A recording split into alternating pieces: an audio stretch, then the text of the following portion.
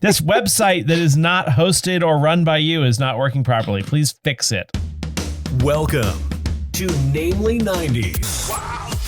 The podcast that takes you back to the time before smartphones, Google, and Y2K. Join your hosts as they relive the pop culture that shaped a generation and the parts that many people wish they could forget.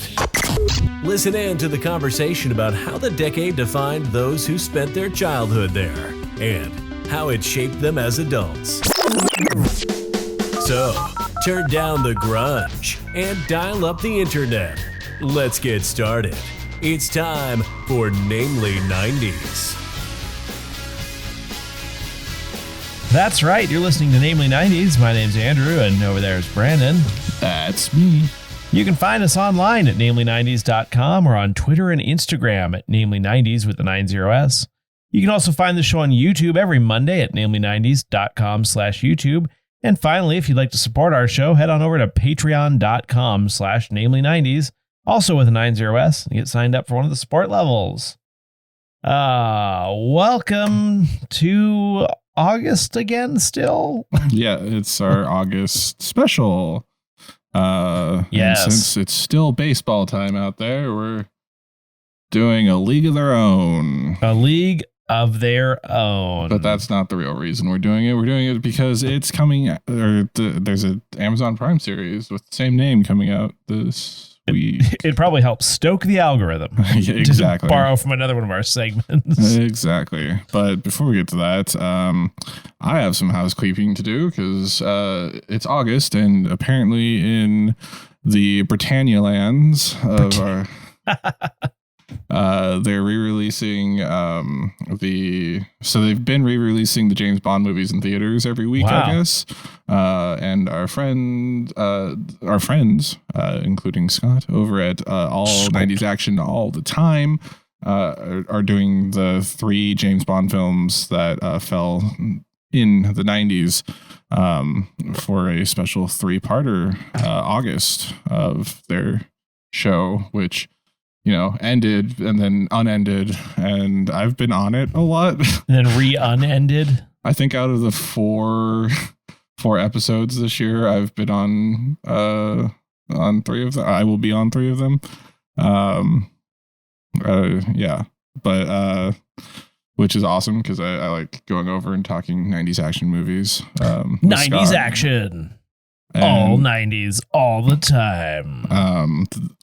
So last week on Tuesday, their GoldenEye episode came out, which I was happy to be a guest on, and because GoldenEye, that's the first GoldenEye. Yes, that's a great movie. We've talked about it on our podcast before, and then tomorrow, if you're listening to this on the day our podcast comes out, tomorrow, Tuesday, August 9th. That's right, 9th. Sure. Tomorrow Never Dies, their episode on Tomorrow Never Dies comes out, which I am on, and I think I get elevated to co-host status because Scott's co-host, I forget the exact story, but I think he was like stuck with in-laws and couldn't get away to record. Tomorrow never dies, except it does today. Yes. And then I was not asked back for The World Is Not Enough. Oh, no. Womp, womp. Yeah. And that was the one that I actually had a good story about because I kept borrowing your... It was either a VHS or I think it was the DVD copy that you There's had. like Sex with Christmas jokes or something. Yes. There were those distinctly. Christmas. Yeah. Denise Christmas. Richards. I thought Christmas only came once a year. Hey, Christmas is coming early this year. I don't think that's actually a line. I think your line was the correct one, but yeah. But yeah, I remember that one because Denise Richards is stuck in a submarine. There's a lot of submarine and boat action in these 3. A very maritime themed Bond. Yes, but horny teenager, water and a white shirt with Denise Richards. So that's what I remembered from that one. I was like, who is the horny teenager in that movie? I'm not proud of it, but I would have shared it had I been asked back for The World Is Not Enough. No. Darn. I was monopolizing their guest spots, and they promised Wasn't that Carmen Electra? No, that's a different one. That is a different. No, the character's name is person. Electra. Yeah, Like something Electra. Electra Nachos or something. Electra like King. That. Electra King. What is Nacho? Oh, Electra Nachos. Nacho Libre is Jennifer Garner's character in Daredevil and the Electra movie. Got it. Yeah. But yeah, that's check that out. Go support all 90s action all the time. Say hi to Scott. It turns out the world's not enough, but 2 episodes is. Yeah. Well, enough of me. And yeah. To be fair, I had just been on in June for the Nick Cage movie Con Air. So it's about hair dryers. Yeah. That's Dyson Air. Basically, I'm just a co-host on that show now, or I would have been had I been able to do the third Bond movie. But hi, Scott. I know you're probably listening to this. Hello. And sorry, I forgot to plug this last week. If no one reminds me, I always forget to do it. But yeah, check out our friends over at All 90s Action all the time. Sorry, I can't stop yawning, but I also just spent the last 2+ hours watching a movie like this. It's an eternity. An actual eternity. Like pacing, folks, pacing. Do you want to just skip the chit chat and get into it? I mean, I don't have a lot of chit chat to contribute this time. Okay. Yeah. I have a Foodly 90s. I made some coleslaw and some mac salad. Foodly 90s. Yes. Is that not a bit? The other day I said it to someone at work, and I said it to you. I was just like, do you ever just feel like you're getting fatter by the day? Yes. And, my response was yes. And then I also said, because I just made coleslaw and mac salad. Yeah, it's just a disaster. Like it's just a blur. Mm-hmm. It's like Louis C.K. once said before he was disgraced. He was like, the meal is not over when I'm full. The meal is over when I hate myself. And if you Louis C.K., well, then that's why he lost all that weight. Or maybe it's because he was feverishly masturbating in front of all those like women that they didn't have consent from. Or whatever. Yeah. Tig Navarro, other female comedians. Yeah. Yeah. Tigna what? Tig Navarro, I think her name is. She's remember our 6th grade science teacher? Kind of reminds me of her. Wait, Tig Navarro, who the hell is that? She replaced Tig Notaro. Got it. Today. I was confused because I thought they were different people, and I was like, why does she just sound like a Volkswagen that you can? It's because the reason is because the Volkswagen dealer in Everett is called Pig Notaro. I did not know that one. So now every time I hear her name, I think of a Volkswagen dealership. Anyway, I think I was getting confused with Dave Navarro. Tig Notaro, who's married to Carmen Electra at one point. Yeah. Wow, full circle. It's a flat earth. Gina Davis, Jeff Goldblum, something about that. They were married, weren't they? They were married, yes. Yeah. Also, David Duchovny's wife was in this. Taglioni. Also funny when people are named Gina, but it's Gina. That's not how Gina Davis spells her name. That is not. To be fair. Yeah. But, yeah. But if it was, one of us would make the joke. It's pronounced. And then we get canceled. Yeah, Gina. Exactly, the Japanese pronunciation. Yes. Gina. Yeah, so that's all my chit chat before I get myself canceled. How about the Mariners? How about those Mariners? No. Are they doing bad now? No, they're in the wild card race still, kind of. Yeah, they're not doing as bad as, they're not doing as good as they were before the All-Star game, but that's so Seattle. Like the Mariners are literally the winningest team, or at least in one season, mm-hmm. and also cannot appear in the World Series. Yeah. I don't know. I think we have a shot at the division. It's just we like coming back from the All-Star break, it was Houston, then like the Texas Yankees, and then Houston again. And it's just like, come on. But we all enjoy the American pastime of baseball. I mean, so there's this thing in the 90s, and this kind of gets into like why we watch this, that they were baseball movies, and they were long baseball movies, which is the thing that we forgot about. But like, go ahead. No, you go ahead. I'd rather not. No, my 90s baseball movies, like we had The Sandlot, there was Rookie of the Year. Was Field of Dreams in the 90s? Yes, Field of Dreams. Is it the one with Kevin Costner? That is the one with Kevin Costner. Okay. There was Little Big League. There's what else? Major League, Back to the Minors. Angels in the Outfield. Angels in the Outfield. Yeah. There was Matt LeBlanc's Ed, where he and a monkey play baseball together. I'm not a big fan of baseball movies. They're hard Chimpanzee. for me. Because of John Goodman played Babe Ruth. The only one I really remember seeing is the one with Kevin Costner. Yeah, The Natural. Yeah. No, The Natural was not Peter Fonda. Whatever the one is where he's a pitcher, but he's kind of old. And he gets to the big leagues. For the Love of the Game. Yeah, that might be the one. No, you're thinking of Bull Durham. No. Oh, I think Bull Durham is better than whatever the one that I just said. A Kid in King Arthur's Court is somehow a baseball movie. It's For the Love of the Game. That's the one. Oh, I prefer because he's in the baseball movie Bull Durham as well. He's in 3 baseball movies. What's the other one? Field of Dreams, For the Love of the Game, and Bull Durham. Good Lord, Kevin Costner. Bull Durham was 1988 though. Okay. That's a good one. Yeah. For the Love of the Game, 1999. Kelly Preston.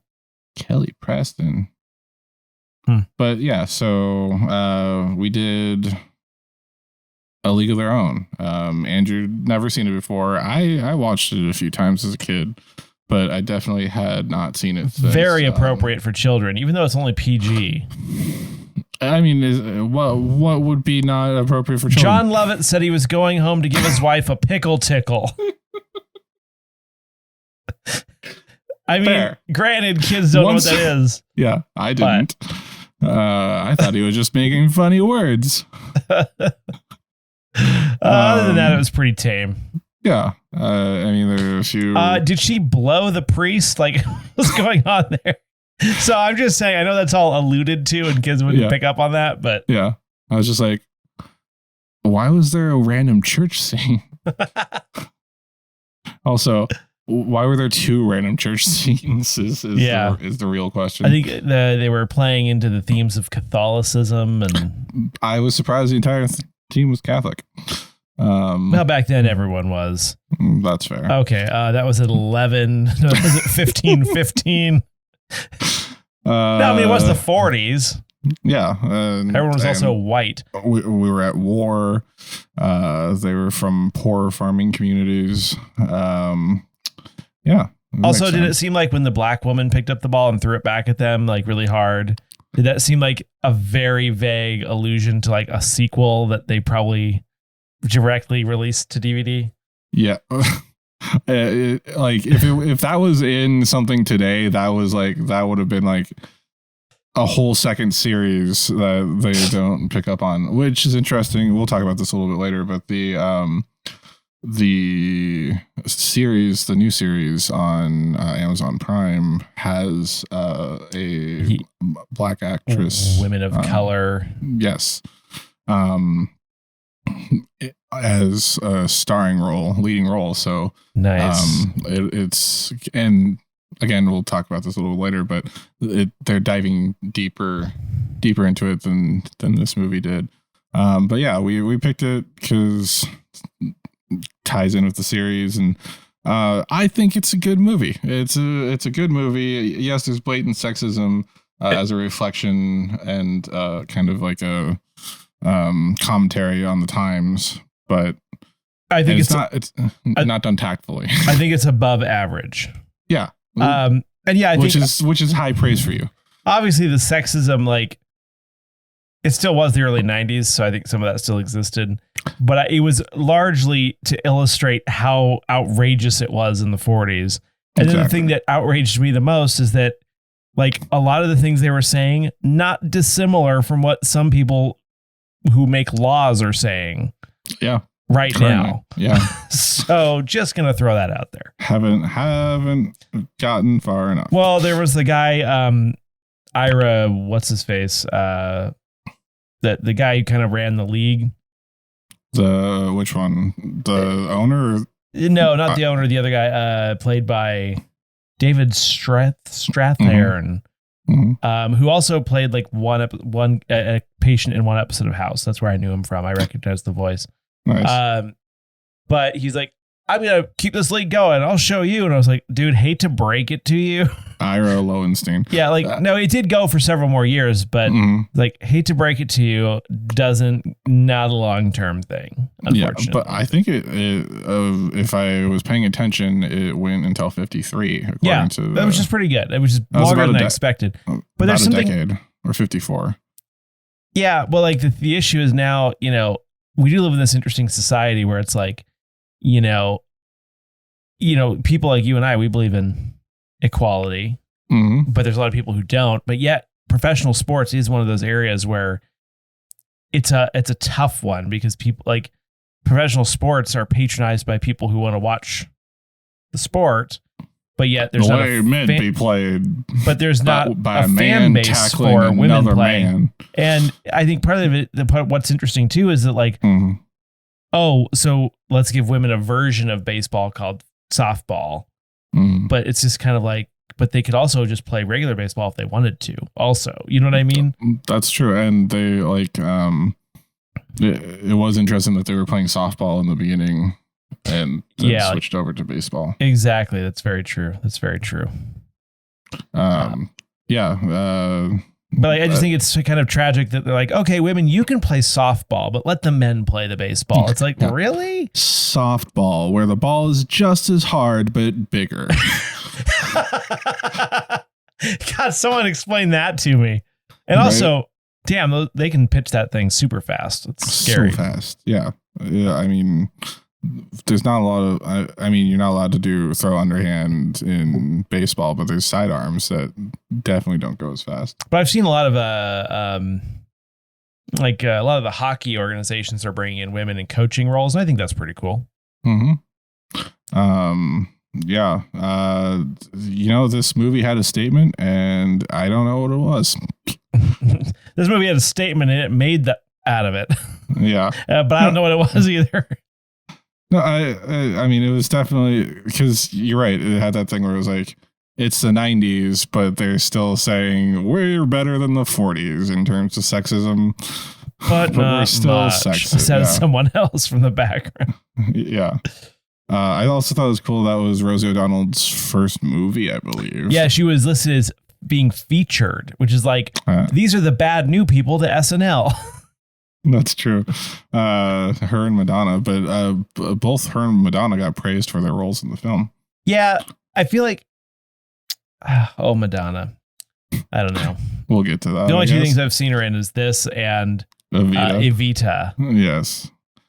Speaking of things you've seen her in, let's play a match game like we did last special. Okay. And this one, I picked all actors from this movie. And I've picked all roles that you have seen them in. Okay. I have verified that you have physically seen these actors. All right. In this because, I think the only one I don't have a confirmation on is Free Willy. Have you seen Free Willy? Maybe not, but let's go into it. Okay. So we have 11 actors. It just turned out to be that way because while watching the film, I was like, oh, Andrew's seen him in this. Yeah, so we have Tom Hanks, who plays the manager, Jimmy Dugan.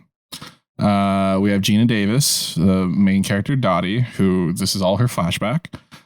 We have Madonna, who played May, the center fielder, all the way May. Lori Petty, who played Gina Davis's sister, Kit. She was the pitcher. We have Rosie O'Donnell, who played the third baseman, Doris. We have John Lovitz, who played the scout, Ernie. We have Bill Pullman, who played Dottie's husband. Just wasted in that role. Speaking of people who were wasted, we have Tia Leone as the first baseman for the Racine players. That's the team that they played in the World Series. She was the one that actually got on base during that final final hit. Yeah. We have Eddie Jones. He played Dave, Marla's father. You'll remember him from like when he was the beginning. He was talking to John Lovitz scout character. We have Don S. Davis. He was the manager of the Racine team. He was also in the original scouting for the not scouting, the tryouts. He was the one that was like harassing the girl that couldn't read. And then we have Mark Holton, who played the older version of that really annoying kid. Oh, the kid. Stillwell. Stillwell's not a name. Anyway, moving on. Stillwell Angel, I believe, was his full Christian name. So we have the movies here. We have Stuart Little. We have Free Willy. We have Lois and Clark. Movies and television. Yeah. Lois and Clark, The New Adventures of Superman, which means it's the episode that we watched for our Christmas special. We have Castaway.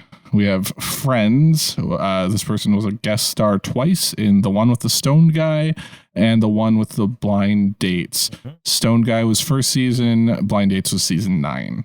Played the same character. Mm-hmm. The Flintstones. That's the live action Flintstones movie, and it could be either. I know you've seen at least one of them, parts of one of them. Yeah. Jurassic Park 3. Yep. Leprechaun, which we had to watch for our March special. And spoilers, they were also in Leprechaun Returns, but we've not seen that. We have the TV series Stargate SG-1. We have the movie Evita, which I wonder who that character or that actor was. Bill Pullman. And finally, Independence Day. All right. Well, let's start with the ones I just know offhand. All right. Castaway. Castaway is Tom Hanks. All right. Friends is John Lovitz. Oh, you remembered. Yes. The Flintstones. I want to say that's Mark Holton. Okay, Mark Holton. I'm not certain of that. Flintstone. Jurassic Park 3 is Tia Leone. That is all right. Evita is obviously Madonna, and Bill Pullman is Independence Day. So that leaves me with Gina Davis, Lori Petty, Rosie O'Donnell, and then Eddie Jones and Don S. Davis. Do you want a check-in at this halfway point? Sure. You have one wrong. The one I have wrong is the Flintstones. Correct. But I don't know I'm going to get that right. Maybe Don S. Davis is in the Flintstones. You want to switch to Don S. Davis, or you want to keep I'll switch it. Okay. Then I want to put Eddie... Leprechaun. Nope. Mark Holton might be in Leprechaun. Okay. Oh, Stuart Little. That's Gina Davis. Okay. Free Willy. Oh boy, which one was Rosie O'Donnell in? I can. You can what? I was about to say Eddie Jones, Stargate SG-1. Okay. Rosie O'Donnell was in The Flintstones. So you're taking Don S. Davis off the Flintstones and Rosie O'Donnell into the Flintstones. I want to say yes. Okay. Now I don't know where I'm at. Free Willy, right, Lois and Clark. So people you have remaining are... Well, so you need Free Willy, you need Lois and Clark, The New Adventures of Superman, and you have one more that is wrong. Oh, I have one wrong. Huh? Yes. And what you have left is Eddie Jones and Lori Petty. Nope. Sorry, you have Eddie Jones. You have Don S. Davis and Lori Petty left. I kind of don't know any of these. I was going to say most of the women on this list play mothers.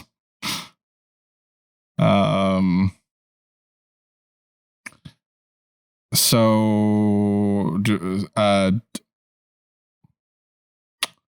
mean, you're doing really well, I have to say. I just don't know anyone else. Lori Petty. Lori Petty played a mom in this movie. Free Willy. Okay, and that leaves you with Don S. Davis and Lois and Clark in The New Adventures of Superman. Do you remember who Eddie Jones and Don S. Davis are? No, not at all. So the coach, Don S. Davis is the coach for the other team. Yeah. Remember his face? Yeah. And Eddie Jones is the old dad. I remember them. I just don't know what they're in. Do you just want to lock in and take your... Let's lock it in. I'll just take my lumps. You have 2 wrong. Okay, so, well, I'll go with that. So correct, you have Gina Davis was the mother in Stuart Little. Lori Petty was the mother in Free Willy. Tom Hanks was the guy in Castaway. Mm-hmm. John Lovitz was the owner of the restaurant who got stoned before Monica's interview, and then lost all of his money to drugs. Yep. And, Rosie O'Donnell played Betty Rubble in The Flintstones. Tia Leone was the mom in Jurassic Park 3. Mark Holton played the developmentally delayed. Is that the right word? Yeah, I don't know what it is anymore, but yes, the older. The brother that they played off as of Mice and Men in Leprechaun, and Madonna was Evita. Bill Pullman was in Independence Day. So you have 2 wrong, and that is. Don S. Davis was General Hammond in Stargate SG-1, and Eddie Jones played Pa Kent in Lois and Clark, The New Adventures of Superman. Yep. Well done. That was thank you. 9 out of 11, which is 81% repeating.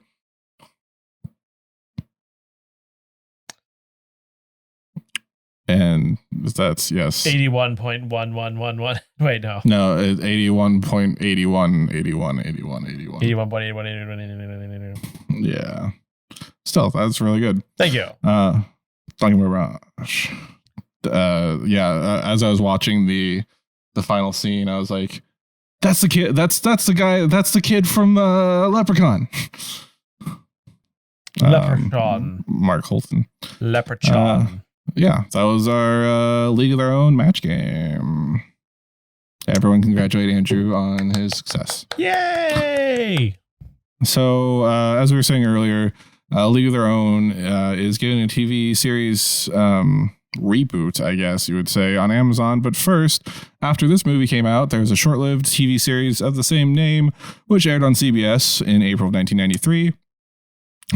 Gary Marshall, who was the owner of the chocolate company, Megan Cavanagh, who was Marla, someone, Tracy Reiner, she was someone, Freddie Simpson and John Lovitz reprised their roles, and Carrie Lowell took over Gina Davis's role. Do you know Carrie Lowell's most famous role, other than being a Bond girl in License to Kill? I do not.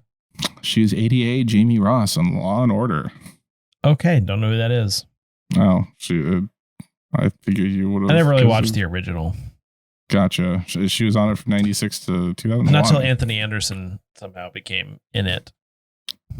And then left and then came back. Exactly. Anyway, it's this new series. Reminded me of a very random fact, which is Jeffrey Donovan was in the newest Law and Order, like the 23rd season or whatever that they just did, that where they rebooted it or whatever it was. And he was awful. It was very unbelievable. But then I watched another cop movie with Liam Neeson in it, and he was like really good. I'm confused. Liam Neeson was not in Law and Order. No, I'm talking about in this other Jeffrey cop Donovan, movie. Yes, with Liam Neeson. I got you. Oh gosh, what was it called? Just Honest Thief. It's the one where he tries to turn himself in for robbing all those banks, and then these FBI guys are all corrupt, and then Jeffrey Donovan uncovers the whole scheme. Is that like Honest Tea, the drink? Yes. Okay. And the woman in that movie is someone famous. No, it's driving me nuts. Okay. It is Kate Walsh. Thank you. Oh. Better known as that girl from Grey's Anatomy from a while back and The Practice. Private Practice. Private Practice? Private Practice or The Practice? The Practice was the legal show. Private Practice was the spin-off featuring Benjamin Bratt at one point. Kate Walsh. Wasn't Benjamin Bratt in this? Which one? Yes, he was. Boston Legal. Boston Legal was one with William Shatner. Yes. And I think that was a spin-off of The Practice. Right. Isn't it? Yeah. I think so, yeah. That's why I was asking. It is. Anyway, this has been fun. Oh, James Spader was in that. That guy is super weird. And this has been your... Namely, 90s word association. Legally 90s, except mostly 2000s. Yeah. So that only 5 out of the 6 episodes made it to broadcast of the spin-off TV series. But now Amazon Video in 2020 gave a series order to a reboot series. And it's coming out on the 12th, which is August 12th, which is Friday of this week. If you're listening to this on the day on the week it came out. Will this also look like it was ripped from a VHS and put on Amazon Prime? That was terrible. Why is Amazon's video quality and everything look like they've been ripped off of either DVDs or VHS? Probably because they literally did. Hans Zimmer, I forgot he was the musical music person. Person. How did you forget he was a music person? No, I forgot he was the music person on this movie. Never watched. Yeah, but I mean, like, I already forgot. I remember in the credits, I was like, "Ooh, Hans Zimmer," and then I forgot. It's in the opening credits too. Yeah. Yeah. So the new one, the new series is, I think it's like being written by, where'd it go? Abby, what's her name? Why did it not transfer to my notes? One of the girls from Broad City. Abby. What is her name? Anyway, I think that's cool. She's a talented comedian, and apparently there's an episode of Ugly Betty called A League of Their Own. There is a show that's barely watchable. Abby Jacobson. I've never actually watched it. CW's getting sold, and it's not on the air anymore. Nick Offerman is cast in the role as the team coach, so that'll be cool. Interesting choice. They're saying it's a whole different set of teams that they're following, and a brand new storyline, and they're gonna dive deeper into I mentioned it to you like a month ago. There's a news article where one of the women who were on one of the teams that the original movie was about, I think, finally came out at the age of 91. And she's like, yeah, the movie they're gonna be, or the new series is gonna be more closely related to the interpersonal connections of the team in a way that the movie in the 90s wasn't able to do with lesbians. Oh, sorry. Oh, what? He woke up. No, it sounds bad. Does it? It's going to last for like 15 minutes, but it's a nice thought. I don't know. I think, I mean, if it is as boring and structured as terribly as the movie that we just watched, and again, I like this movie. Andrew said he liked this movie. It is above average. I just feel like this series, it's like next fall from Amazon Video, A League of Their Own, starring nobody, someone else you've never heard of, a bunch of people that you've never seen before, and a guy from a sitcom. Darcy Beth Carradine was she was the woman in The Good Place. She was the robot lady. I want to say her name was Jane. I'm sold right now. The robot lady from something I've also never heard of. Yeah, I think you would also not enjoy the premise of that show. Here's the tagline.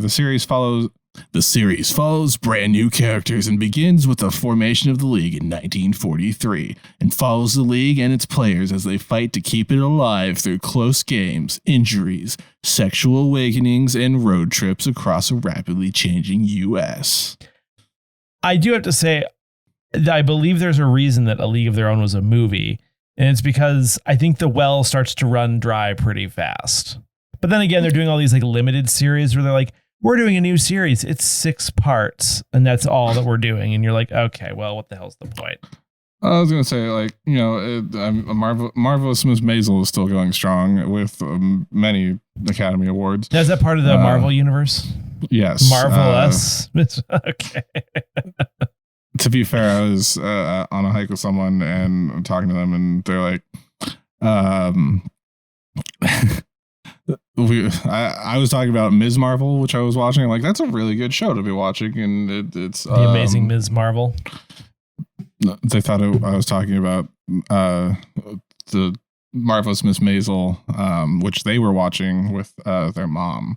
So it started to get weird when I started talking about The Partition, and they're like on stage. Classic. Yeah. Classic. Wow, we should probably move on. Yes. Okay. Well, I'm getting some mixed signals from Brandon. Actually, no, they're very clear. And now let's go to Brandon with the Namely 90s Minute, which is this week on A League of Their Own.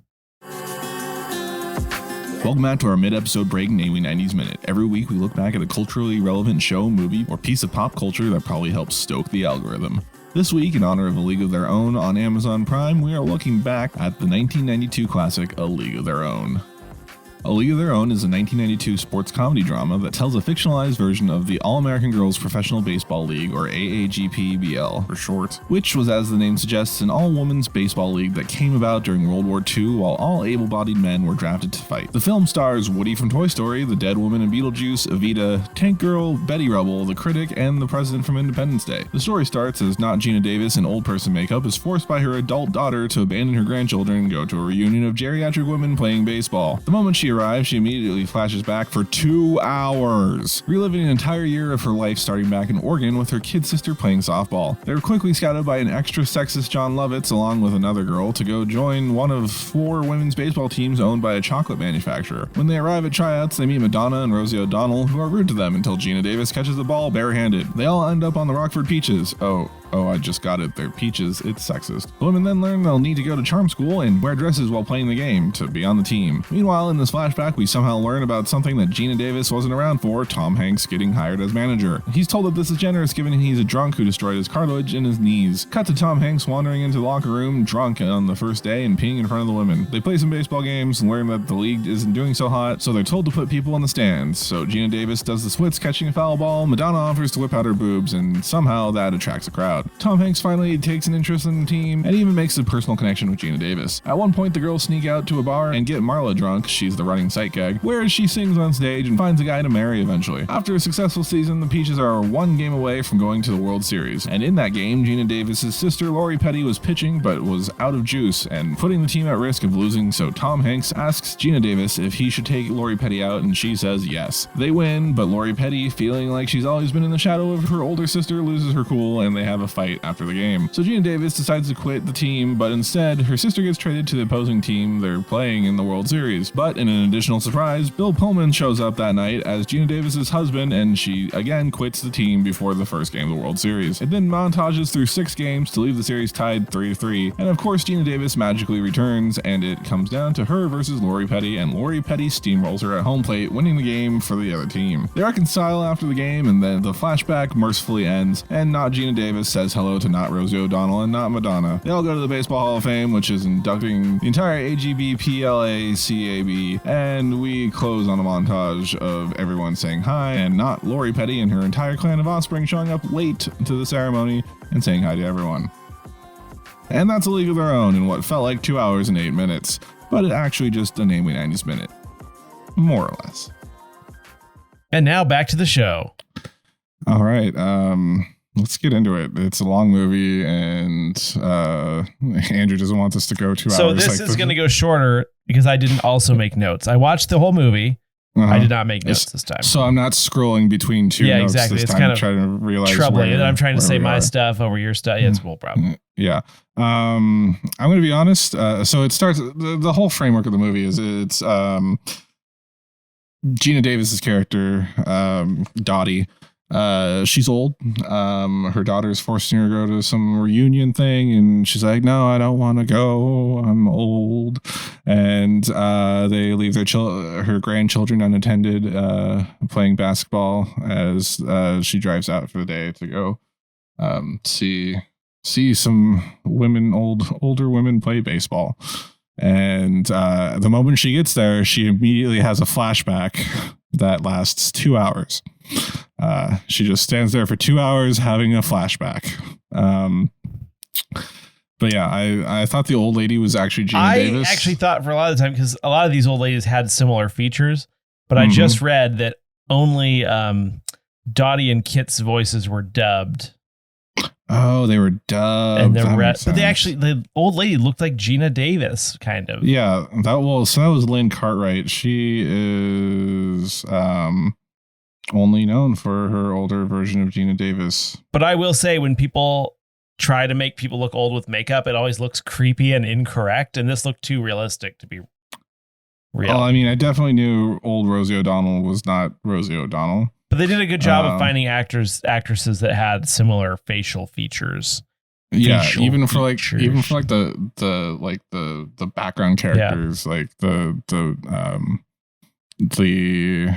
pitcher / I want to say she was second baseman, who was also like a former Miss Georgia or something. Right. But yeah, it was pretty good. But yes, she not only does she have an immediate flashback when she arrives after a very long and emotional song to get there. It's news position set in like an old talkies style, like when you go to the theater in the 1940s and they show you how the war is going. It's too much. It's just too much. Well, yeah, it's just a little bit. And you know, they set it up for you, Charlie. The boys are across the fields, and we need some new entertainment. Yeah. And we'll be over here. Yeah, it's it's too much. It's like I get it, but it's so you just expect it. And it's a lot, and I don't know if good's the right word, but it's a decent way to advance the narrative while not having to do any groundwork. Yeah. But this movie, heavy on montages. One of the heaviest, just saying. Yeah. I was like, here comes a montage. It was the 90s. It was the early 90s. It was just coming off the 80s. but yeah, it definitely. There are montages. There are the war in the Pacific. I think the spinning newspaper article. I don't know if they did the spin, but I don't think they did the spin in but this, certainly but it the felt wipe. like that. Yeah. So it's the movie then starts out again in Willamette, Oregon. Willamette. And I was Oregon. hoping someone would say Oregon, but Rosie O'Donnell said it correctly later on. Yeah, she seems like the type who would say Oregon. Right? Especially in your first acting role. But she must have been West Coast. I don't know. Anyway, it sets up the relationship dynamic between Dottie and Kit. Dottie's the older sister. Yes. Kit feels like she's in the shadow. She's also shorter for some reason. Gina Davis is just like legs for days. Yeah. Yeah. No what? Kidding. What? But your comment to how slow the movie was, I remember distinctly. I was watching, and it was the part where like the car pulls up to the dairy, the car that I guess contains John Lovitz. John Lovitz, and there was like this whole rigmarole and a bunch of like swelling music and like, you know, the scenery. I was like, oh my God, that's when I paused it and saw that it was 128 minutes. I was like, pacing, let's go. Andrew started this movie before I did, and I finished before him. Well, I also texted you and said, does Amazon let you play things at 1.25 times speed? that was pretty good. And then, yeah, so they're playing softball. They get home. They're doing their chores, and John Lovitz's scout character saw Dottie play and was like, I want you for the Newsies. See? No. For the new women's baseball league. Yeah. And he is a treasure in this, by the way. I mean, his character is a complete pig, but he plays it so well. I know, he's got a mustache, like an ill-fitting suit, like a short, wide tie that doesn't really fit. I mean, isn't that the 40s style? With the true. Tie and the fedora, but yeah, he tries to get Gina Davis to come out. And, by the way, I'm not going to call her Dottie most of the time. I'm going to call her Gina Davis. Okay. And I'm going to call Lori Petty. I came to really identify with these characters, so I'll be using their actual characters' names. Fair enough. Also, I always thought as a kid that Lori Petty was Gillian Anderson from the X-Files. I can see a similar quality, but no.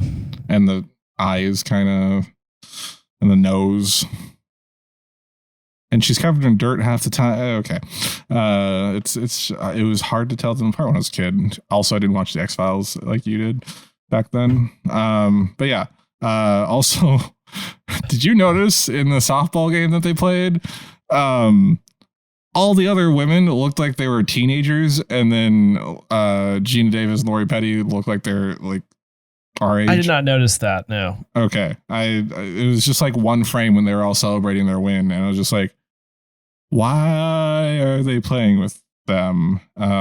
Right. So offers them $75 a week, but they have to go to tryouts, and the ugly sister, no.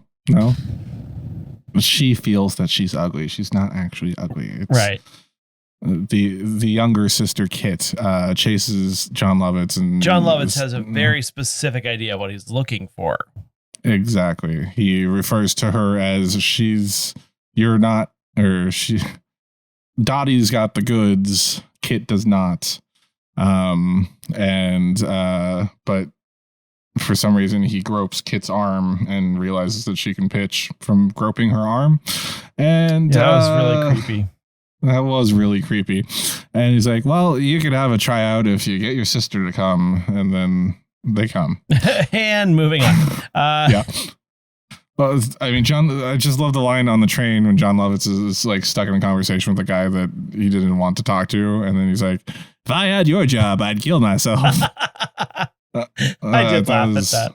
I laughed at that too. I'm like, oh, not a great. He's like, oh, it's too bad I'm such a nice guy or whatever after that. Yeah.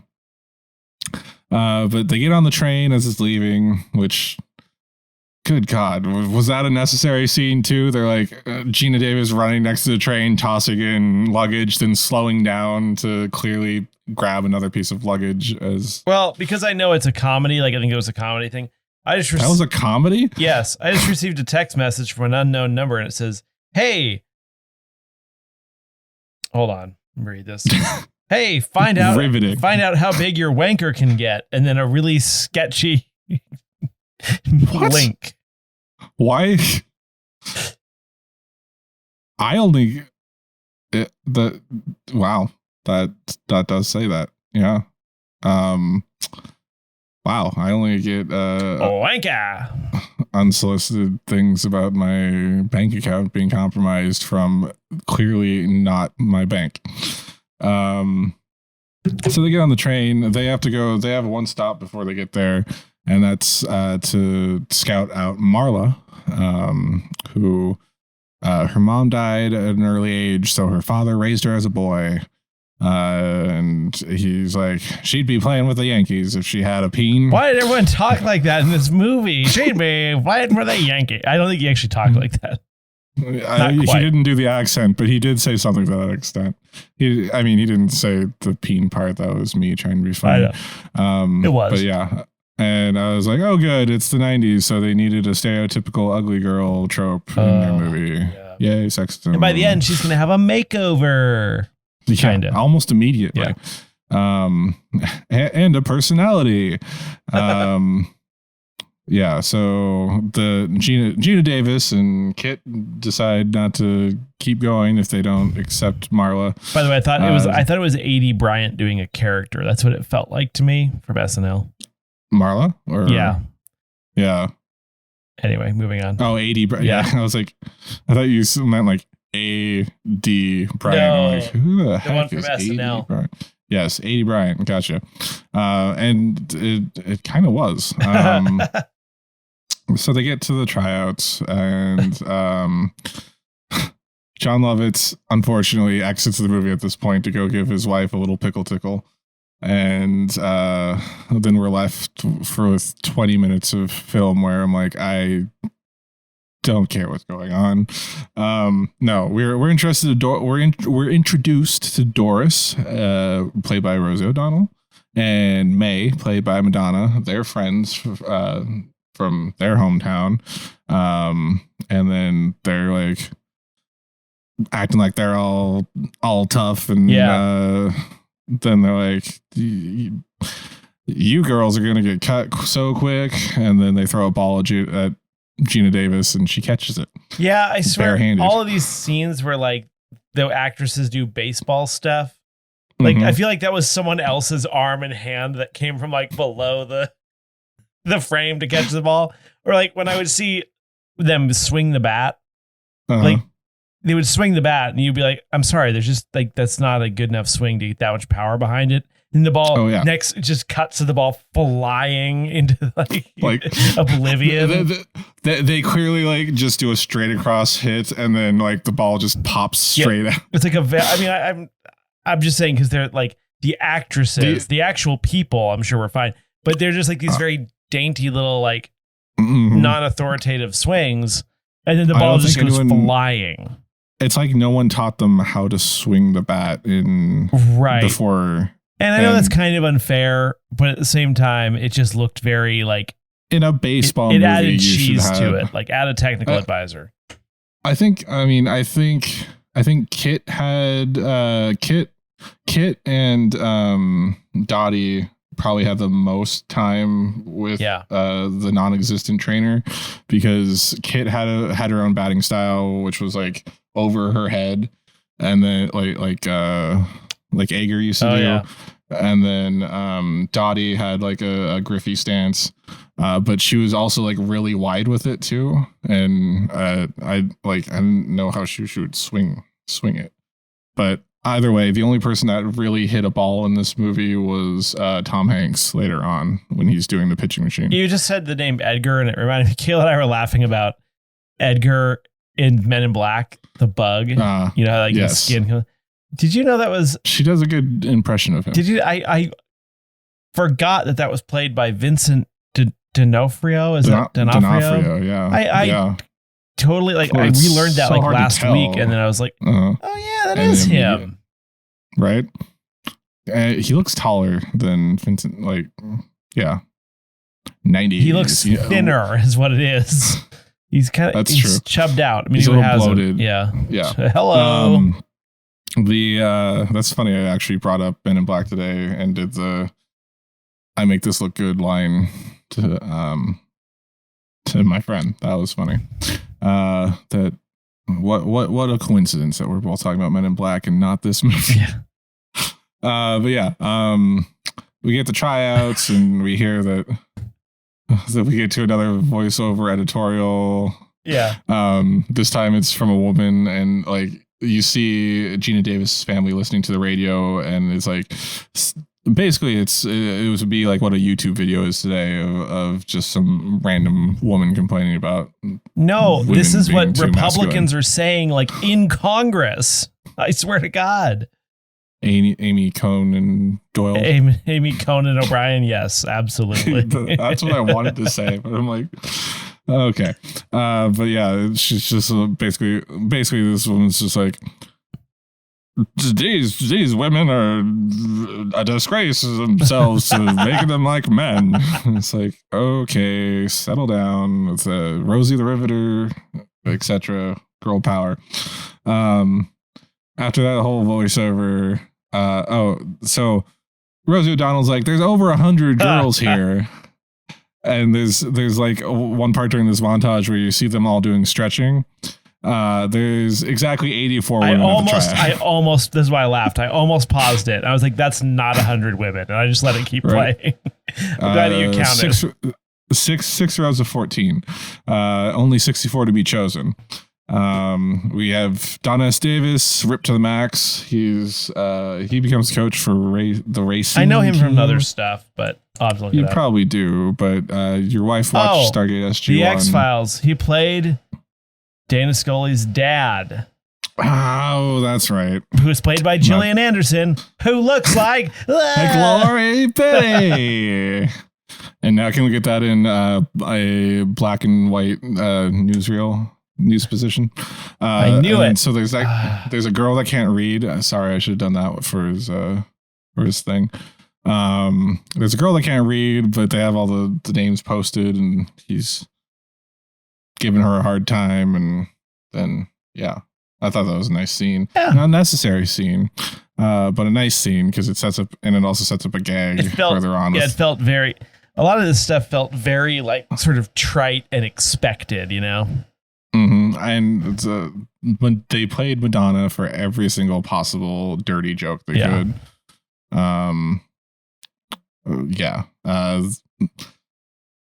They learned that they need a dress. They're wearing dresses instead of baseball pants. Yeah. There's no smoking, no men. They have to go to charm and beauty school. At this point, I was just like, damn. Well, the part where they're all moving across the floor and putting their arms up or whatever. I'm like, half of them are hailing Hitler. Isn't this the 1940s? What are we doing? Anyway. Charm and beauty. And then this is the first part where I was, in my notes, I'm like, Madonna's gonna bang that guy. And she did, probably. I don't see. I don't. They don't imply it until they get to the priest, but there's definitely more points. And then so I generally laughed. There was the scene where the charm school lady was like, not good enough. Get your hair cut and blah blah blah. And then she did a row of pretty girls, and the camera was panning along with her, and then suddenly it pans to Marla, and she's just like, and I was just like, and it got me, and I was upset with myself for laughing, but it was a good sight gag. I'm a terrible person. I'm sorry. It was a good gag. It was well set up. Yes, you are. Yeah. And then finally, after 40 minutes, they introduce 80s movie star Tom Hanks. playing a drunk guy. Like, did you listen to that backstory? He was a famous baseball player. Then he got drunk. Then he hurt his knee because he fell out of a hotel. That because the hotel room was on fire because he set the fire himself. Right. And then they kind of explained that. They were like, why are you not in the war? And for a lot of it, I was like, for a lot of the movie, I was like, why is this guy not in the war? Did you find yourself doing that like the whole time? Like other guys that were in any other scene, I was like, why are they not at the war? because they only explained Tom Hanks not being in the war. That makes sense. I mean, a lot of them were, that's a good point.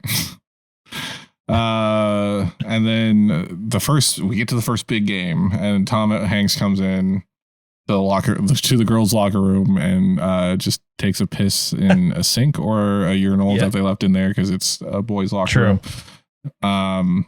But like when he first enters, you know how like when you act, I'm like really drunk right now, like really drunk. The thing is, if you're an alcoholic, you know how to maintain, so you're probably not going to be that belligerent. Exactly, and especially like just coming in like that.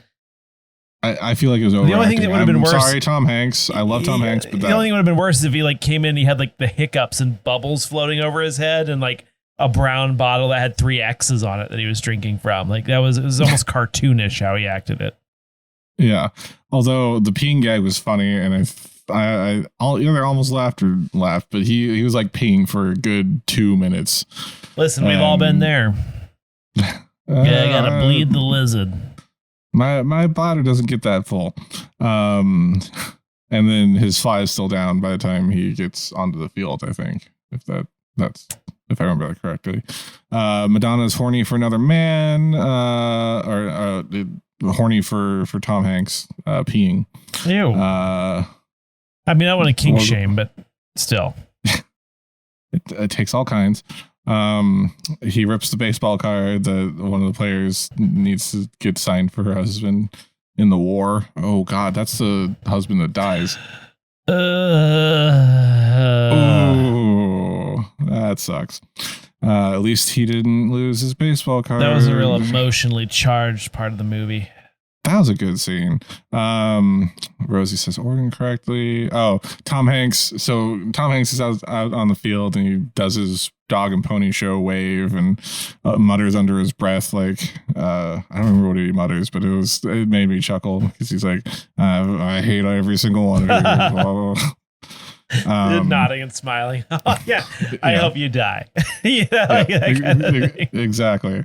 There's a heckler before the game starts that the second baseman throws a ball and hits him. Yeah, that's a good one. And it's at this moment I realized that this movie is as slow as an actual baseball game and possibly this podcast. No, I feel like even though like sexism was a big thing in the 40s, I feel like if I was a 40s guy and I was sitting there and I saw that douchebag like heckling, I'd be like, hey, shut the up, like it's just you paid for a ticket, jackass. Yeah, like I just can't imagine, like even in a time of great sexism, that you would just sit there and allow someone to act like that. You know what I mean? Without, it just seems crazy. Yeah. And then it's also at this point that I'm like, she's having this flashback at a reunion 40 minutes in. And then we get some more newsposition when they start playing games, and they're like, "They meet the new ladies of the." Why treat it like an old mobster? Like, you see here, they're playing some baseball. No, I'm a newsy, talky kind of guy. See, but my favorite line was her kid sister Kit, who's as single as they come. Jesus. And then another goddamn sight gag from Marla. She's like all the way in the outfield. She's quite the hitter. She's quite. Just zoomed way out. I'm so sorry. I laughed at that one I too. Know. I was like, I shouldn't be laughing at it, but it's the physical comedy, like so good. Gosh. The directional comedy, I guess it would be. So we get 1 month in after that whole news position, and one of the girls asked if she could take her son on the road trips. And he turns out to be a demon child, so the bus driver quits. And I also laughed at she's like in the back. She's like, I told you, you're too young to drive.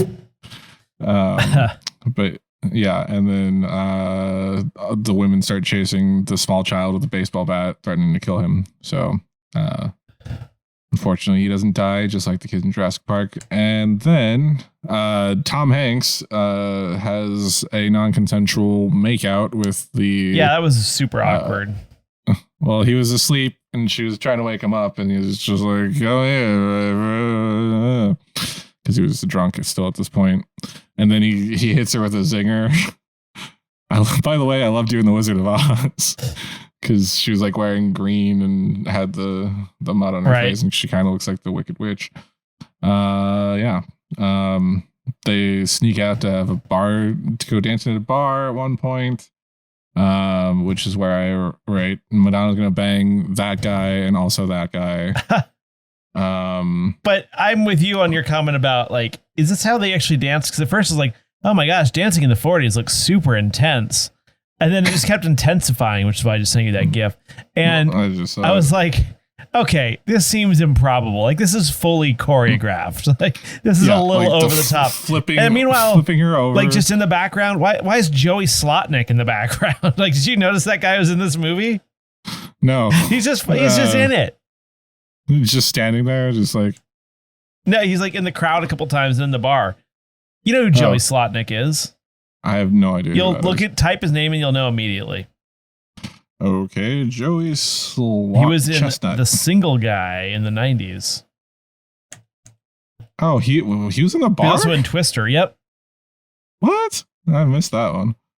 I didn't know Ming-Na Wen was in The Single Guy. Oh, that's interesting. Yeah, that was 1995. A show that I vaguely even remember because of... I only remember because of I only remember him because he was a guest on Loveline when I was going through the archive. Well, I mean, there's the crossover episode of The Single Guy where Ross was hitting on the single guy on accident. Right. And then we learned the backstory about Rosie and Madonna's characters. She was the dancer. I was the bouncer. Right.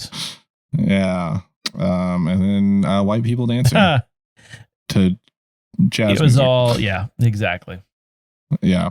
And so this, I watch Cinema Sins a lot. They have a great thing where they say movie has time for this. And it was, to me, that was just the entire dance sequence. I was just like, oh boy. All right. How much time we got to go here? 2 hours and whatever minutes. 8 minutes. Yeah. And they only leave 30 seconds of black credit screen. That sounded weird coming out of my mouth. The 12-year-old. Oh, and then Gina Davis gets driven. She Ubers there with a 12-year-old. What's this Uber? Yeah. And he's like, how about we go in the back seat and you make a man out of me? And she's like, how about I smack you around for a while? And he's like, can't we do both? Laughed out loud at can't we do both? Yeah. At first I was like appalled and then I laughed. Yeah. It's a sleeper. And then they got Marla drunk and she's singing, and that's how she meets her future husband, because she's singing to the guy that looks like he also doesn't know how to interact with people. And then all right, carry on. There's a quick cut to Madonna having sodomized a priest. Sorry, in a confessional. No one can prove what happened in that room. Exactly. That's why we still have a PG rating. It was what I call intense fellowship. Yeah. So God, that's creepy. There's a lot of noise coming from the confessional, and then Madonna exits and does the tie straightening. And he's like, she's James Bond. She's Pierce Brosnan. She's just jumped out of a high rise and she just adjusts her little shirt. And then the priest comes out and like his hair's a mess and his collar's like askew, and that's the whole gag. There's nothing else. that it goes to another scene. I was like, okay. And then finally Tom Hanks takes interest in the team. Yay. which makes the line, way to go, whatever your name is, as he's cheering. Way to go. After she hits. Then we get another Madonna gag. Madonna gets all the gags. So to speak. Yeah, damn it. Take that one out of context. She teaches the girl who can't read to read by teaching her to read smut. Yeah, that's right. It's like a romance novel, but she's having her read like the love making scenes. And then finally, we get to the best thing, the quote that everyone loves from this movie. There's no crying in baseball. This is only 40 minutes in. There's still an hour and 12 minutes left. 2 hours and 12 minutes left, or something like that. But such a good scene. Yeah. I love the scene. This was your first time seeing it, I assume. I mean, I've seen clips of it. Like, I know you. Are you crying? Yeah. There's no crying. Are you? Yeah, it's a great scene. Yeah. My coach, whatever, or my manager, whatever, Jimmy Dugan or whatever. No, that's his name. Called me a talking vial of pig shit when my parents came to watch me play in my hometown. There's no crying. Yeah, and I mean, umpire comes over. He's like, "She's crying, sir." Let's just take a moment to reflect on what a storied acting career that Tom Hanks has had. I'm just saying, like. You just can't, and nothing. You can't get him to stick to the guy either. He's just like a real, as far as we know, stand-up guy. And apparently, you hear about people who are just total dicks, like celebrities. Apparently, he's just like as nice as you would expect and hope for him to be. Isn't that great? Awesome, and such a good actor. Like this role, you don't expect him to give it his all, and it's so good. Oh wait, or is he one of the ones that murders and eats babies, like probably, Justin Bieber? That's how inside they of a young. Wayfair chest of drawers or whatever. In the back of a Pizza Hut. Yeah. Then the umpire's like, good rule of thumb, treat each of these girls like they were your mother. They are your mother. And his retort is, under his breath, he's like, did I tell you look like a penis with a little hat on? And the umpire immediately ejects it from the game, and Tom Hanks' his response is, no, you misunderstood me. You misunderstood me. Yeah, right. Yeah. So it's at this point we learn the league's not doing too well, and Ira Lowenstein, I believe, is the character's name. Is like, this is the moment. This is the moment where Madonna puts her acting chops to the metal or floor, or however that phrase goes. When she starts sobbing about not wanting to go back to 10 cents dancing and whatever, like, I thought that was great. It wasn't overacted. It wasn't underacted. It was emotional. It hit all the notes. God, you're so emo. You look like you disagree. I don't know. I don't know. I thought it was good. There are parts in this movie where she's used as like the sex object funny joke, but I thought she got some decent acting in at that point. Anyway, I guess I can't get that out of Andrew. I don't see this in your notes. Where does Dugan write to avoid the clap and then sign his name on that ball? For the kid? That was at the very end of the movie. Yeah, that was when Gina Davis leaves with her husband. Oh, okay. But I did not write it down. I actually didn't hear what he said. Avoid the clap. Jimmy Dugan. That's awesome. No, this is the part where they're not doing well. So Ira's trying to get Dottie to be the face of it, right? And have the girls draw a crowd, and they do. She does that splits catch. They're all at church, but they have a game. So Tom Hanks pulls them out and then does like the kiss and point to Jesus as he's leaving. That was awesome. Madonna at one point, back to her I'm a sexual object joke. What if my bosoms fall out at one point? And then Rosie O'Donnell gets to dig in. You think there are men in this country who haven't seen your bosoms? Yeah. Marlo gets married. She leaves. Yeah, I saw that one. I was like, really? That was. Mm-hmm. Madonna catches a ball with a hat. I don't think that's legal. Is that legal? That's not legal, right? But yeah, the stands are full, and woohoo! Well, good job, women. Yeah, they did good. They did good. Yeah, they brought in a crowd, and now it's time. Dottie and Tom talk about Dottie's husband Bob. We learned that now that everything's going well, they don't need the women next year because the men, like, everything's going well. We just murdered 100,000 civilians. Great. Yeah. Yay, baseball. We're winning the war. Sorry. Did I? Okay. Yay, baseball. We murdered 100,000 civilians. Baseball. I mean, did we not? I'm just saying. Good As baseball players? Yes. No, the U.S. And then Kit and... Why am I laughing about it? Kit and Rosie O'Donnell have a tumble. Oh, yeah. They fight because Gina Davis... Okay. Manufactured tension.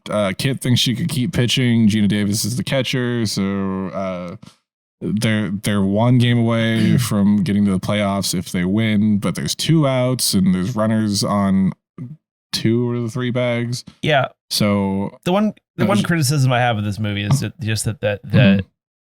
the plot was outrageously predictable in a lot of the things that they did, but it was still a good movie. It's a baseball movie where there's not a lot you could do to manufacture tension, at least in game wise. And then Kit, and they telegraphed this from the moment you met these 2 characters. Right.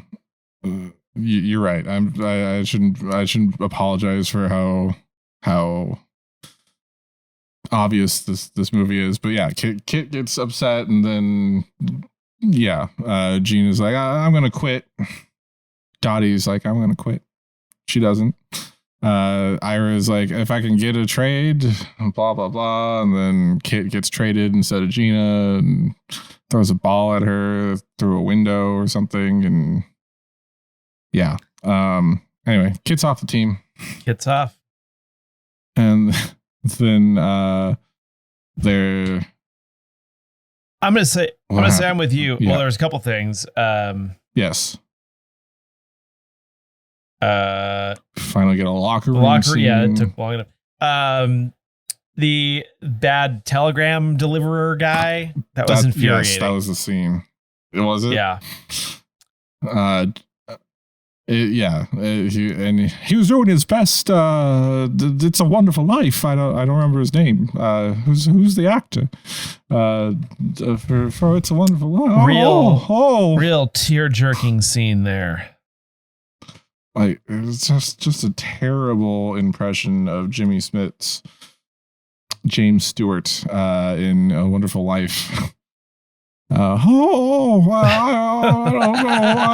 don't. This is an army direct telegram. But yeah, and then but Tom Hanks saves that fucking scene by so just give me the damn telegram, push the kid out the door, and then reads it, and just does a slow walk. No, yeah, don't do that. To Gina Davis, and I'm like, okay, her husband's He turns it into a paper airplane and just throws it out. Yeah. No, but no, it's the girl sitting next to Gina Davis, the one whose card he ripped up. That's too bad. Earlier. Yeah, I didn't put 2 and 2 together until we were doing this review. Yeah. But yeah, that was a good scene. That was an emotionally charged scene. And then they go out and play another game, which is weird because I thought that's the whole reason they took Kit out of the game. Right. Because they had to win the game to get to the World Series. I think that happened after. I can't remember. Is it? No, because they fought. Oh, well. Maybe. Anyway. But I'm... Bill... Go ahead. Go ahead. Dead husband. So we got the dead husband fake out. It was Betty's husband that died. And then, holy shit, Bill Pullman is Gina Davis's husband. How did I not remember that? The funny thing is... got shot in the foot. I read the IMDb I didn't read it, but I saw the cast. And it said Bill Pullman. And then when I saw Bill Pullman, my jaw almost still dropped, which is funny because he's not even that big of an actor at that time, really. Exactly. I was astonished, and I even wrote earlier in because I did our match game before I even watched this movie, where I wrote Bill Pullman, Dottie's husband, and I was still like, that's Bill Pullman. But yeah, she's leaving before the World Series with her husband. Then we get some more news position to get through the next 6 games. Yeah, oh my gosh. Of the World Series, Women's World Series. And then, but I was just like, I turned to Kayla because she watched part of it with me. And I was like, I wonder if she's going to come back for Game 7.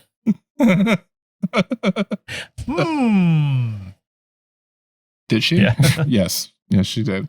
Yeah. So at this point, I was questioning, were the 4 teams that they made at the tryouts, were those all the teams in the That's what I was thinking, like, oh, the World Series of 4. So 2 of the 4. Yeah. There must have been other teams. There had to have been. Yeah. Or were those just the ones that Willy Wonka owned for the candy guy? Yeah. They do a prayer. Tom Hanks leads them in a prayer and says, "May our balls be plentiful." May our balls be plentiful. Which can be thought of as an there were a lot of teams, and they were all based around the Chicago area, like around and near Chicago. Yeah. So Dottie comes back for Game 7, and she could have just stayed for 4 and beat them in 4, but no, they turned back when they were in Utah. I think she said. Okay. Grand Canyon. It's like, does it take 6 days to leave, or 3 days to leave and 3 days to come back? Anyway. Yeah. Well, when you're driving in a little shit box like that. That's true. I guess their cars were a little slower back then. And it's at this point I noticed that Tom Hanks has been hobbling the entire movie, but I don't know if he decided on which knee was the one that he was hobbling on. It seemed to be the right leg generally. Is that not a correct term to use? Can I say hobble? I don't know. Okay.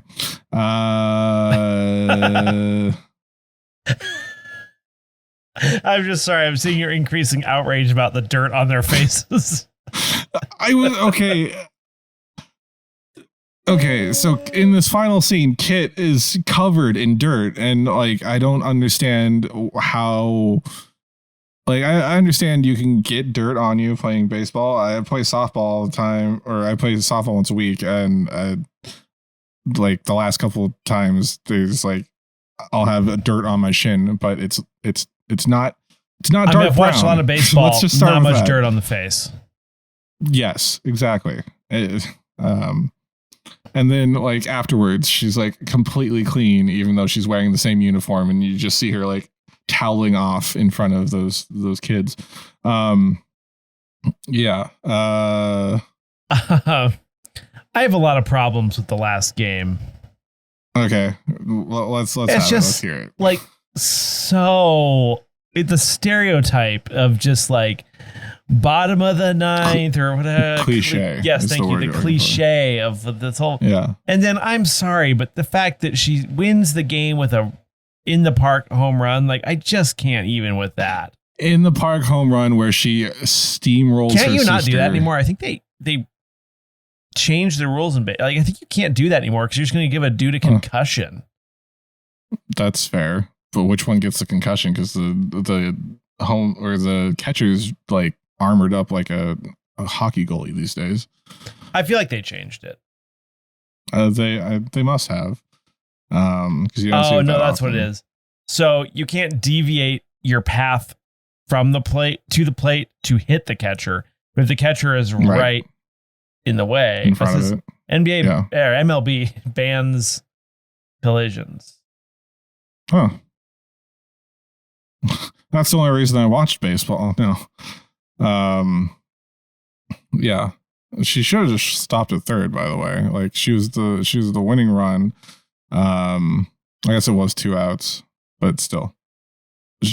The ball beat her home. She should have been like had Dottie had Dottie gotten down instead of like she shouldn't have even. I'm not even sure like the timing works for that to even happen. Like it shouldn't have. She should have been out. Shouldn't have taken the fielder that long to get the ball in the first place. Like I just don't think the logistics and like the distances and all that. They were like, she hits the ball and then it's like 6 1,000, 7 1,000. By the time she picks the damn ball up and throws it, I'm like, wow, it's taking so long. You know what I mean? Like it just seemed a little bit. So she was rounding third as it got to the cutoff, which plausible because. But my point is that the ball should have been to the cutoff much sooner than when she got. It just seemed like, I don't know. It seemed improbable. Well, it was hit over my head. Good gracious! God, you're canceled. Goodbye.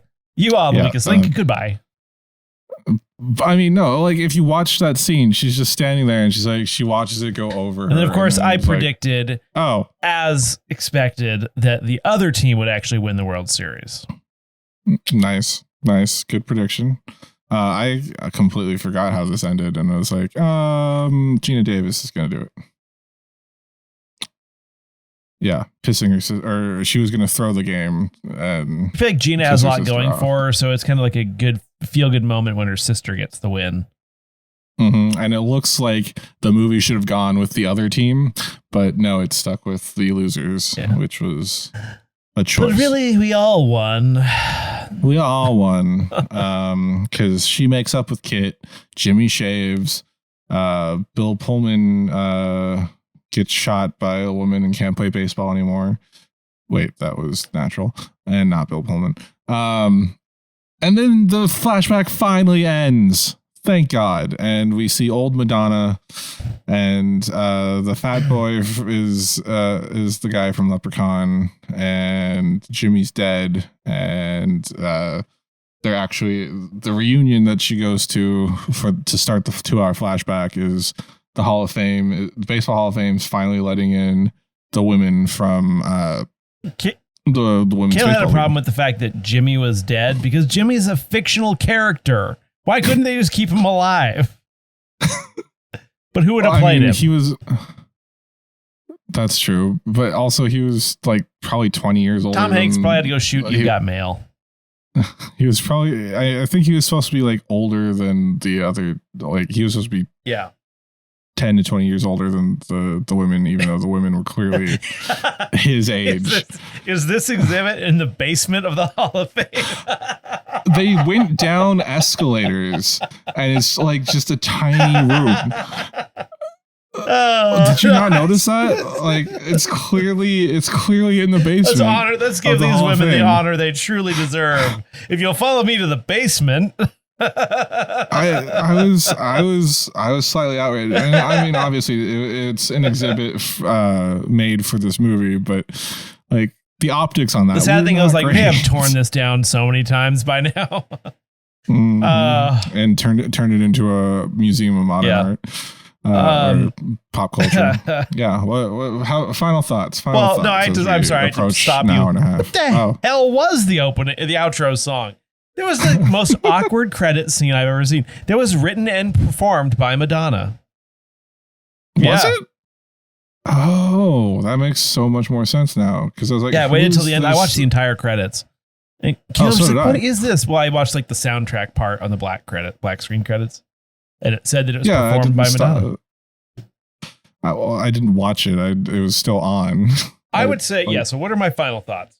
This is a pretty good movie. This movie should have been 105 minutes. You could have cut so much fat out of this. At least our episode about the movie is not longer than the movie. That's true. Yeah. And how about you, sir? I love this movie as a kid. I would say top 5 baseball movies, but definitely the bottom of the top 5. Especially, God, it's so long. It's the longest. It is so long. I like that it was generally a cast of all women for this movie, aside from the lead. A couple. The lead is Gina I Davis. know, but Tom Hanks sort of steals the Tom show. Tom Hanks steals his show. I mean, there's like some tertiary male characters, but the majority of the movie is women, and that was something that you didn't see a lot of, especially in the 90s. And while it probably could have been handled better, right?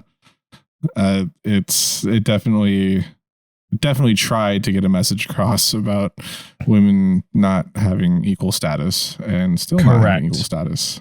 So, apparently ham-handed doesn't work either. I just imagine Jeff Goldblum on the behind the scenes, like, is this a rap, or he's just like waiting for old Gina.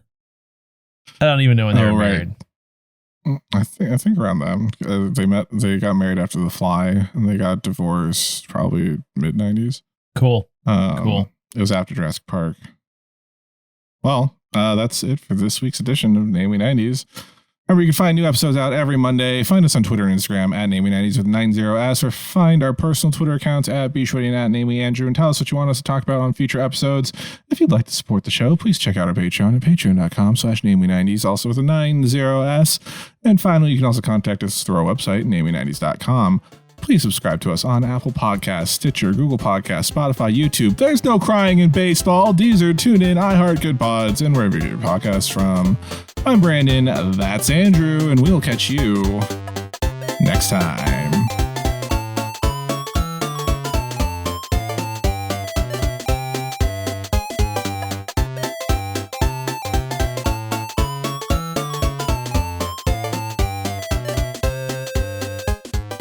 I think it was like a rip of a laser disc, which was a rip of a DVD, which is a rip of a VHS of this movie. It was so bad.